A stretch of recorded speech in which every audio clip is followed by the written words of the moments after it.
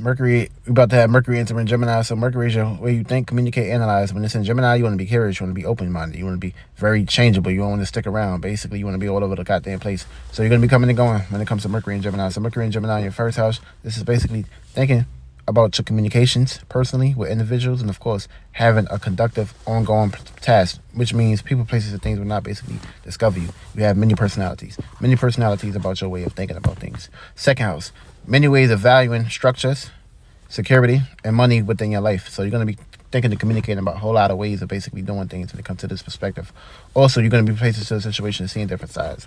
Now if you got Mercury and Gemini in your third house, you're going to have opportunities to think differently and thinking about many ways of your environment, your surroundings, your friends, and your associations. And of course, the things that's coming up within your mind and the things that you are pushing out or attracting.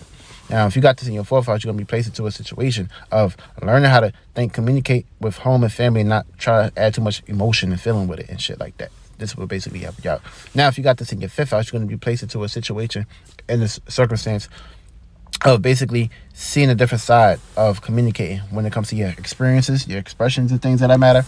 Try not to make it too much egotistical, but you're going to have opportunities to basically push this off and, of course, express this when it comes to your alternative natures, when it comes to your expressions, your creativities, and the things that you are creatively invested in when it comes to getting on stage, talking about things, gossiping, and stuff of that matter. Now, if you got to your sixth house, you're going to have a learning aspect in this process because it's kind of like still in that mechanism, but you're gonna be overthinking and communicating about your work, your health, your routines, and things that matter, and of course having different ways of going about it. With the seventh house, you're gonna be basically having multiple ideas of communicating with your relationships and your partnerships and shit like that. Now it's in your eighth house, you're gonna be basically thinking deeply of trying to take full power and control over your mind, but you're also gonna be attracting misunderstandings in this house because it's kind of like a conjunction.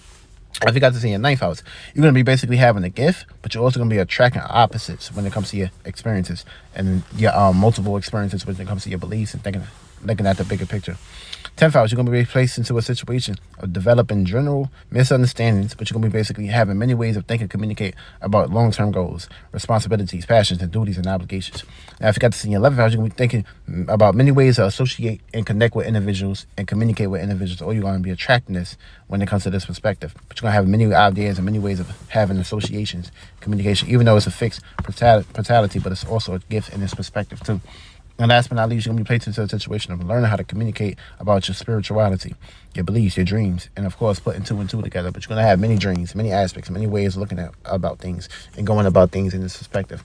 It's all a learning process to you when it comes to this, having it in your 12th house and things that matter. But you may not be able to actually discover many things, but you're going to have many expressions.